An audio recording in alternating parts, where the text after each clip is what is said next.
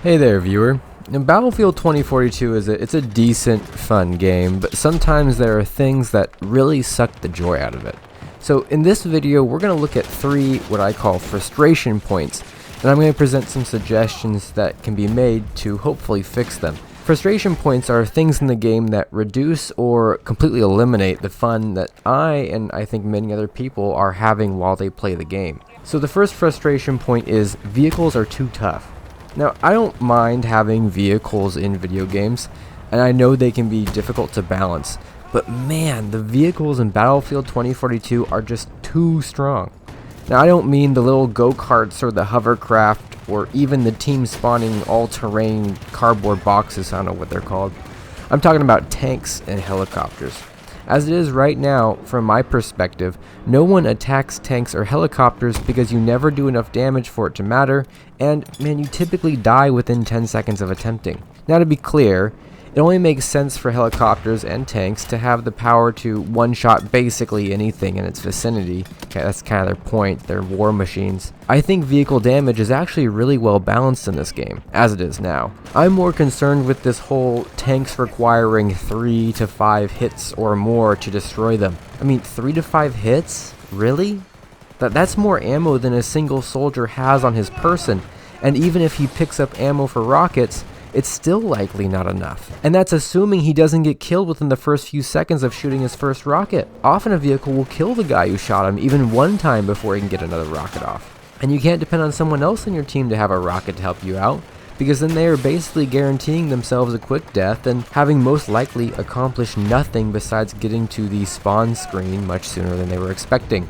It's very frustrating. Now, I don't want it to be the case where vehicles are getting like one shot by a single rocket, no matter how realistic that is. I mean, Battlefield wasn't meant to be super realistic, right? But the state of the game, from what I see and hear, is that people don't even bother to fight vehicles because, as I stated above, it requires 2 to 4 people to coordinate on a single action, firing a rocket, within about 10 seconds. That's assuming the vehicle doesn't run away, hide, and get healed. And that's just not going to happen in a Battlefield game. People don't group up like that in this game. And so we stand here looking at this game where vehicles would be balanced if people worked together to destroy them, but are instead playing a game where people don't even bother to try. Helicopters are another great example of this. Aside from having simply insane mobility, they have massive amounts of HP. It's simply too strong. Either get rid of the mobility and keep the HP, or lower the HP and keep the mobility. As it is, the only effective way to take out a helicopter is for 2 to 3 people to free aim rockets and manage to land all 3 consecutively within a few seconds, because if they don't, the helicopter will run away to heal itself. So this is the first frustration point, or something in the game that I think ruins the fun of the game for me, and what I hope is the majority of the players. And since the majority of players are ground troops, because there's not enough vehicles to go around, this would fall under that. Now, I wouldn't call it unbalanced, I want to make that clear. I'm calling this annoying and fun ruining. So what do you think? Do you think my suggestions for changing the vehicles are good ones, or too heavy-handed? Do you have a better idea? I'd love to talk it over in the comments, so let me know. Now, the second frustration point is Dozer, the shield guy. Man, do I have a problem with this character. I didn't realize it until the new season came out, season 5, with the new map, and that particularly difficult point, I think it's C1, it's a little bunker for the defense. Man, that's insane with Dozer. And that riot shield is totally broken. Now, let it be said, I'm grateful the devs didn't let him shoot a firearm from behind it, because that would be absolutely horrible. But there is a confluence of several strong aspects of that shield that make it annoying and, I would argue, unbalanced.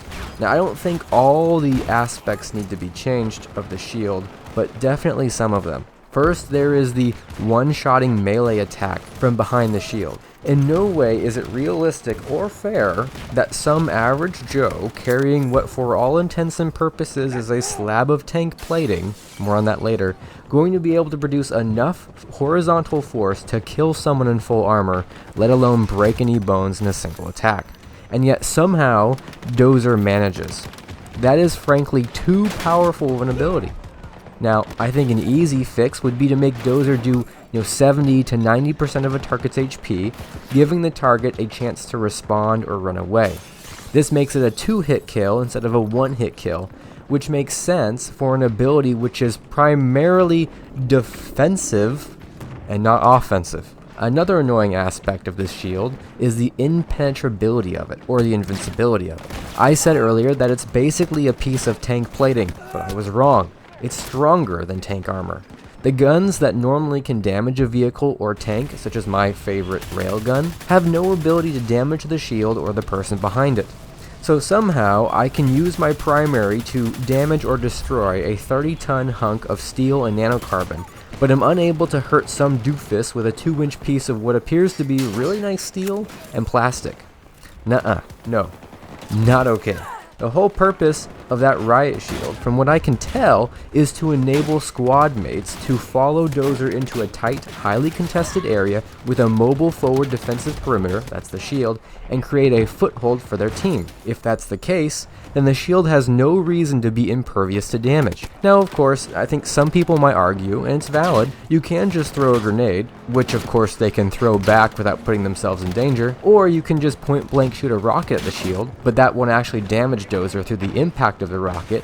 It's the AoE effect of the blast afterward that damages Dozer. However, I argue that a wonderful fix to this situation would be to either make the shield vulnerable to armor-piercing weaponry and explosives, or give it an HP bar so it can break and have a cooldown before it comes back. That way it can still serve the function of providing a temporary break and entry option into a tightly contested area, while still being able to be destroyed over time. I think if we go with the HP option, which is my personal favorite, it needs to have enough HP that it can sustain at least 5 seconds of heavy fire, think LMG fire, from 2 to 3 guns at the same time. That is, enough HP that a single soldier won't be able to break the shield on his own. That's important because we don't want this shield to be completely pointless. It needs to be strong enough to fulfill its purpose, but not so powerful that you can literally walk into a group of 5 or 6 enemies and survive unscathed. Good idea? Let me know down below.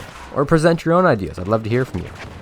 Finally, this is more of a pet peeve of mine, but important because it does cause a lot of frustration. You ever notice that sometimes, on breakthrough, you will spawn on a point that your team owns totally? There's no one contesting it, there's no enemies on it, but you spawn over 100 meters away? I mean, what? That's basically the same distance as if you spawned at your own base's permanent spawn. Now I understand wanting to give the other team an opportunity to contest and capture the point you might be defending, but it's not right when you spawn almost 200 meters from the actual capture point. That's like 15 seconds of running. And on some maps, it's even worse. The footage you are seeing right now is me testing at various points in the game how far away I spawn when using the permanent team spawn versus spawning on a point we own. Now, some of the distances are well over 200 meters away. Now that's okay for vehicles because they move 3 times the speed of a ground troop, but it's not okay for ground troops. I think at full sprint you move at like 9 meters per second. And that means a 200-meter run is over 20 seconds of nothing happening, usually with no cover, totally open, and defenseless to sniper fire. If that isn't frustrating, I don't know what is. Now, an easy fix, I think, would be to decrease spawn distances for foot troops while keeping vehicle spawns the same. Of course, decreasing infantry spawns means that there will be an increase in the intensity and frequency of firefights during the match, but I don't think that's necessarily a bad thing. So you make the max spawn distance when spawning on a point no greater than 120 meters from the edge of the capture point for attackers, and no greater than 80 meters to the capture point for defenders.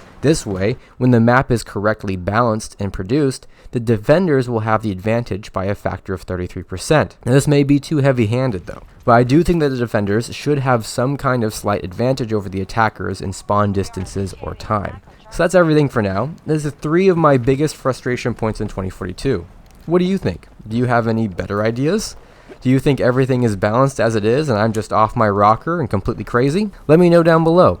I'm very interested in what the rest of the community has to say on these topics. Like and subscribe if you enjoyed, and see ya.